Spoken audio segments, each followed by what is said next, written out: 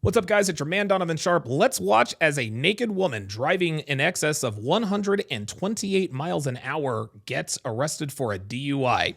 Let's check it out. October 11th, 2011, Erin Holdsworth, a 29-year-old Ohio woman, was driving nearly 128 miles per hour, roughly 65 miles per hour above the speed limit. She only stopped her spree after a Geauga County Sheriff's deputy laid down stop sticks that forced the driver's side wheels to deflate. But it's what she looked like when she exited the car that still arouses interest in her case. He just shut his lights off.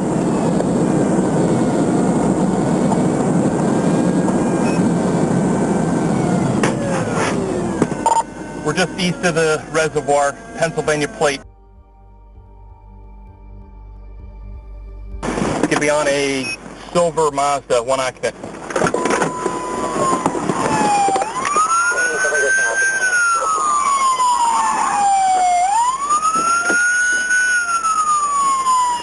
Driver, let me see your hands!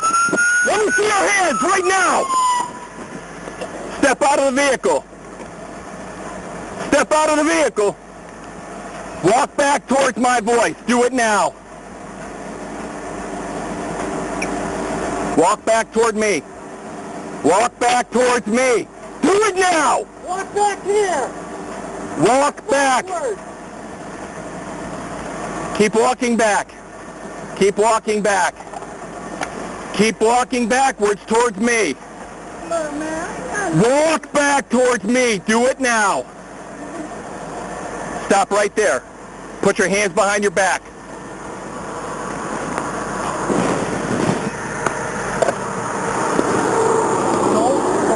Do not move. Is there anybody else in that car? in the car. Is there anyone else in that car? No. Stop. Hang on. Don't move. Ain't nothing wrong. Don't move. I'm not moving, okay? Erin got out of her car on her own, wearing only a white thong and a fishnet top that was completely see-through. It was obvious that she was under the influence. I'm reasonable. No, stop. Just let me talk to this man right here. What do you want? Okay. I'm so stressed out. Okay. I'm so stressed. I got 3 little girls. Put your, okay. I know I ain't got no license. What's that? Your camera's on. Okay. Look, okay, I know I ain't got no license, okay? And I know I'm not right. I know I'm not right, but I'm so stressed out right now. And listen, somebody talk to me right now, please. I'm here. I'm talking to you right now. Okay. Put your other foot in. Okay, can you talk to me? I will, but you're not listening to You're me. not talking to me. Turn the car, girl. Put your feet in.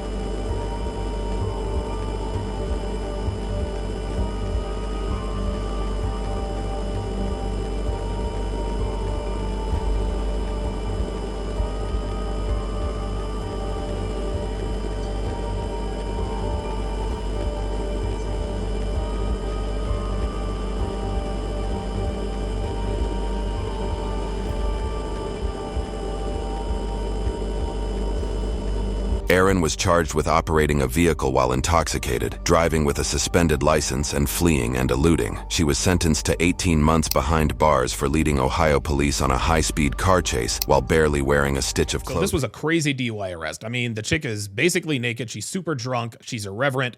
Just absolutely bonker. A few things I got from this arrest. Number one is the obvious, right? She was naked. Clearly a naked woman or a half-naked or barely dressed woman getting arrested for a DUI will get everyone's attention. But her being naked actually speaks to how safe our society is. I recently traveled to Las Vegas and New York City back-to-back, and I'll never do that again, by the way. But if you have been to the airport lately, you will see scores of young women walking around wearing next to nothing. I'm talking midriffs, super tight leggings, bodysuits, so on and so forth. You know the type. These girls are walking around with their clothes basically painted on them. You know exactly what they look like naked without actually having to see them naked. I saw no less than a half a dozen camel toes. I saw the super tight leggings that go right up the crack of their arse so you can literally see their butthole. I mean, it is absolutely insane the way girls dress in public these days.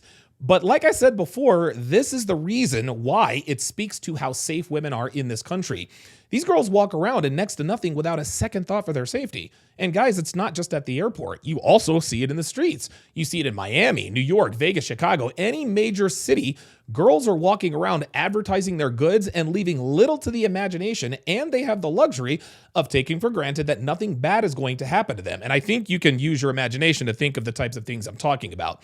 Yet, all we hear about is this 1 in 5 women get E-Part, and women aren't safe, and I'm afraid to walk around at night by myself, and men are these vicious predators just waiting in the bushes to pounce on an unsuspecting female.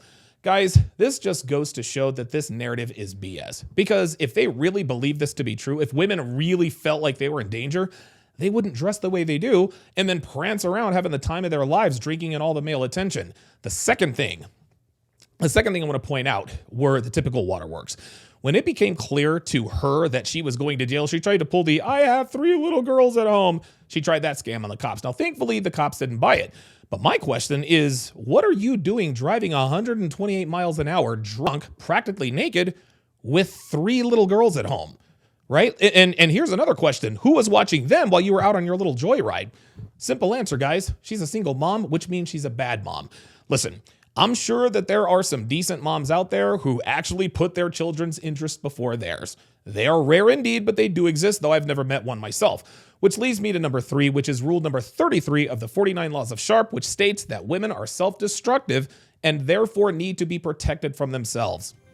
Law 33, she is self-destructive by nature. As such, she must always be protected from herself.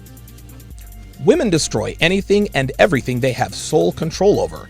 Their children, themselves, the dating market, even businesses. Single mothers destroy their children, as their sons often run afoul of the law, and their daughters end up on stripper poles or, at the very least, have extremely promiscuous proclivities. Women destroy themselves with drugs, alcohol, and of course an endless supply of random cock, which destroys them mentally, physically, emotionally, and even spiritually. Now, as far as the dating market goes, simply take a look around and you will see the result of the deregulation of the sexual marketplace, which has given women unfettered control. Now, women are rarely in need of actual physical protection. The reason? We live in a society virtually free of imminent physical danger. What this has done is it has made women as safe as they have ever been in human history. However, because of the safety of their environment and their unrestricted control of the sexual marketplace, they engage in behaviors that destroy themselves in every way. Therefore, the biggest and most imminent threat to a woman today is herself. Guys, the fact of the matter is that when women are left to their own devices, they destroy themselves and everything around them. And this woman is the quintessential example of such an action. She has clearly destroyed herself, but she's also wrecking her children's lives because remember, she served an 18-month prison sentence, which means she couldn't be around her kids for a year and a half. Who was watching them while she was doing her time? Did she get custody when she got out? And if she did, what was her life like post-prison stint? And look, guys, I mean, maybe she turned things around, right? Maybe she learned her lesson. Maybe this arrest and subsequent prison sentence woke her up, and maybe she's a better mother today. But given what we know about modern women, I seriously doubt it, which means that we are going to have 3 little girls who are going to grow up and eventually be on Fresh and Fit promoting their OnlyFans. Guys, hit the like button on the way out, and if you want to see me react to police videos live, subscribe and tune in. Thanks for watching.